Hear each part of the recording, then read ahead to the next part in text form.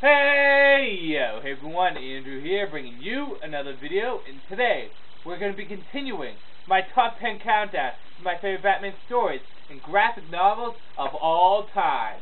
Now remember, these are not what I think are the best stories, just the ones that I like the most. However, chances are, most of these are the best Batman stories. So with that said, we're on to number 6. Already at number 6, almost at the halfway point. It feels just like yesterday I was having you guys vote on what you wanted the next top 10 countdown to be. Actually, I hope it was yesterday, because then it would have still been summer, but whatever.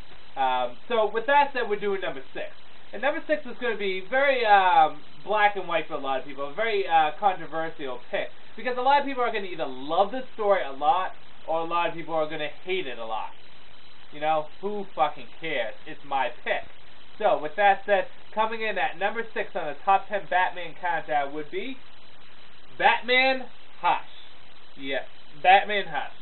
Now, I'm not going to spend this whole video trying to justify if Batman Hush is good or bad. Obviously, I must think it's good because it's on my countdown, but it's not without its faults.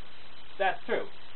See, the thing about Hush is that it's the smaller stuff in Hush that really make it a good story, rather than the big story arc. The larger story as a whole is very weak. However, it's the smaller stuff in the book that really make it stand out. Stuff like the relationship between Catwoman and Batman, which are major points. The return of Jason Todd is really big. Whether you like Jason Todd or you don't, and there are people out there that don't, and there are people out there that do. But, I mean, it's a big thing that he returns. In addition to that, you also got the character of Hush. Although he doesn't play as big as a part in the book, he's still a cool character. Still needs a little work done to him. Paul Dini did a good job in Heart of Hush to kind of boost him up, but he still needs a little bit more work done to him. But still a good villain, nonetheless. Stuff in this, like the fight scene between Batman and Superman, was enjoyable to watch, because it's kind of a throwback to the fact that Batman, with enough preparation, can handle any superhero or supervillain. So that was fun to watch. I mean, every Batman villain, at least mostly every Batman villain shows up in this. And how they show up feels okay. A lot of people say, well, it's out of place. I mean, how are they acting differently? Well, they're all working together. I mean, that's how they're acting differently. Very rarely do Batman villains work together. They do sometimes, but very rarely. But, the villains show up in nice, and the art is absolutely stunning. I mean, it's Jim Lee's art. He is one of the best artists out there, so the art is absolutely beautiful.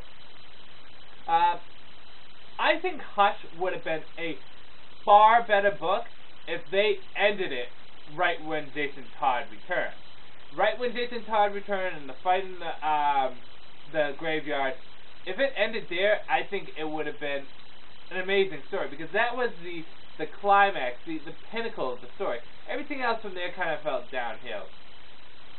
Now, I like the fact that there were multiple Hushes. However, if Jason Todd was the overall Hush, I would have been okay with that. Although I am happy Thomas Elliott is Hush, but I personally think that if it ended with Jason Todd just there, with the fight with Jason Todd, I think it would have been a better book. Like I said, the main story is fairly weak, and it feels very dragged on. I mean, the whole first volume, only subtleties are ever, like, part of the main storyline. Only subtle points are in the main storyline. It isn't until volume 2 that the main story starts to pick up a bit. But, like I said, it's the smaller stuff in Hush that really makes an enjoyable book. This is one of the first stories that I've read to my girlfriend.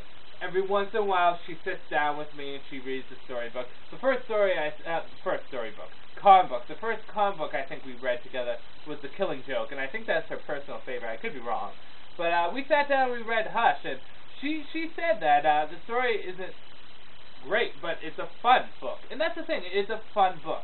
Not all stories have to be momentous to be fun. And like I said, Hush's small stuff definitely outweigh the bigger stuff. Plus, it's absolutely stunning. Now, there's a lot of people that say, well, Jeff Loeb, he just writes the same stuff over and over again. I disagree. Long Halloween and Dark Victory, although felt a lot the same, had different endings, different murderers. I mean, they were very much different, and Hush was different from it too. I feel as though Jeph Loeb may stick to some themes, but I don't think he writes all his stories the same. Is Jeph Loeb the best Batman writer? No, but he is definitely one of the better ones. He's also a pretty good Superman writer too. I recommend you read his stuff with Superman, starting with No Limits. But really, Jeph Loeb is a decent writer, and he knows what he's doing in the Batman world. And he did a good job with Hush. Like I said, Hush is a fun story. Take it as a fun story. Don't get too into it as a momentous, epic story. I think it was definitely overhyped. I think it was not quite as good as it was hyped up to be. But I still enjoyed it.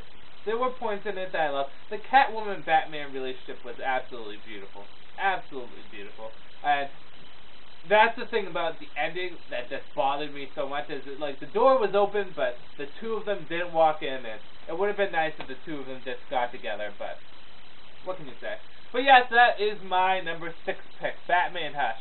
You're either going to like it or you're going to hate it, but who gives a flying fuck? If you hate it, then that's fine. If you like it, then that's fine. Who cares? So with that said, as always, you can join the countdown. Just video respawn my videos, and boom, right there. People watch my video, they'll watch your videos, and hey, maybe some more people will subscribe to you or whatever. I'm always here to help you guys out. Cool. So with that said, I know this is an obscure topic, but if you want to join in, then go right ahead. With that said, until next week, this is Andrew saying, peace out for now.